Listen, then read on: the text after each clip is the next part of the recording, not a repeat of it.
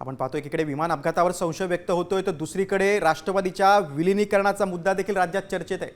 अजितदादांच्या अपघातानंतर दोन्ही राष्ट्रवादी काँग्रेस एकत्र येणार असल्याच्या चर्चांनी आता चांगलाच जोर धरलाय। अशातच दोन्ही राष्ट्रवादीच्या विलीनीकरणाविरोधात कट कारस्थान केल्याचा दावा देखील विरोधकांनी केलाय। तर मग हे कट कारस्थान नेमकं कोणी केलंय पाहूयात या स्पेशल रिपोर्टमध्ये। एनसीपी विलीनीकरणाविरोधात कट कारस्थान,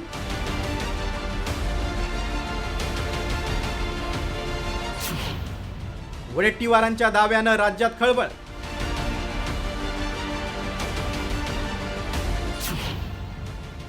तटकरे भाजपचाही वडेट्टीवारांवर हल्लाबोल। हे दोन पक्ष एकत्र येऊ नयेत हा कट कुठेतरी शिजला। अजित पवारांच्या मृत्यूनंतर संशयाचं धुकं निर्माण झालं असतानाच आता दोन्ही राष्ट्रवादीचं विलीनीकरण होऊ नये म्हणून कट शिजला आणि त्यातूनच खिणगी पडल्याचा खळबळजनक दावा काँग्रेसचे नेते विजय वडेट्टीवारांनी केलाय। तर अशा आरोपांआधी वडेट्टीवारांनी चंद्रपूरमध्ये काँग्रेसचा महापौर निवडून आणावा असा टोला तटकरेंनी लगावलाय। विलीनीकरण होऊच नये अशा प्रकारची भूमिका भारतीय जनता पक्षाची होती आणि त्यातील भारतीय जनता पक्षाला नेहमी दादांच्या बरोबर राहून भाजपच्या बरोबर वाटाघाटी करणारे जे काही नेते आहेत त्या नेत्यांची इच्छासुद्धा ती नव्हती। एक खरं की दोन पक्ष एकत्र येऊ नयेत हा कट कुठेतरी शिजला आणि त्यातून ही ठिगणी पडली असं मला वाटतं। पहिलं चंद्रपूरचा महापौर काँग्रेसचा करू दे। काँग्रेस अंतर्गत पळापळी करणाऱ्या विजय वडेट्टीवारांनी आमच्या पक्षाबद्दल बोलण्याचा त्यांचा नैतिक अधिकार नाही आणि त्यांनी फारसं बोलण्याचा प्रयत्न करू नये। खरं तर दोन्ही राष्ट्रवादीचं विलीनीकरण ही अजित पवारांची इच्छा होती असा दावा खुद्द शरद पवारांनी केला होता। त्यानंतर विलीनीकरणावरून आरोप प्रत्यारोपांच्या फैरी झाडायला सुरुवात झाली।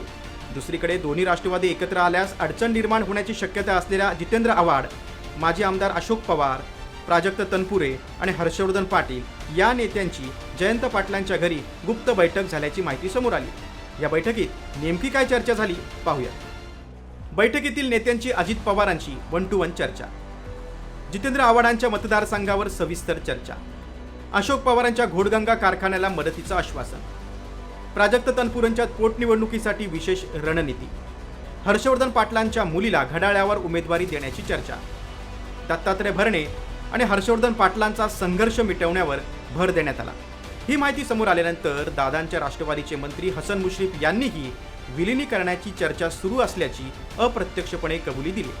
तर विलीनीकरणाच्या चर्चेत 2000% सत्यता असल्याचा दावा आमदार आव्हाडांनी केलाय।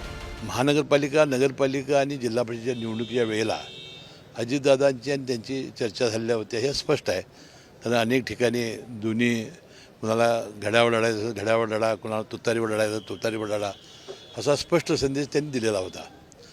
जयंत पाटील साहेबांनी सुद्धा माझ्याशी चर्चा केली होती की माझी आणि दादांची चर्चा झालेली आहे, परंतु राष्ट्रवादीच्या आम्हा सर्व प्रमुख नेत्यांना घेऊन पवारसाहेबांच्या नेत्यांच्या बरोबर कुठलीही चर्चा झालेली नाही। त्यामुळे हे सगळे प्रश्न आता अनुत्तरित राहिलेले आहेत। काही गोष्टी गुप्त असतात, काही गोष्टी कुठे झाल्यात, कशा झाल्यात, त्याच्यात काय बोलणं झालंय हे सगळं जनतेला सांगणं हा माझा स्वभाव नाही। चर्चा झाली होती हे 2000% सत्य। एवढंच नाही तर मुख्यमंत्री देवेंद्र फडणवीस यांनी विलीनीकरणाबाबत अजितदादांनी आमच्याशी चर्चा केली नसल्याचं म्हटलंय। त्यावर विलीनीकरणाच्या चर्चेत नसणाऱ्यांना बैठकीबाबत काय माहिती असणार असा टोला पवारांनी अनौपचारिक बैठकीत लगावलाय। अजितदादांच्या मृत्यूनंतर विलीनीकरणाबाबत दररोज नवनवी माहिती समोर येत असल्यानं विलीनीकरणाच्या चर्चेला पुष्टी मिळते। मात्र आपलं राजकीय करिअर पणाला लागण्याच्या भीतीनं काहींच्या विलीनीकरण रोखण्याच्या हालचाली सुरू आहेत का असा प्रश्न यामुळे उपस्थित होतोय। ब्युरो रिपोर्ट, साम टीव्ही न्यूज।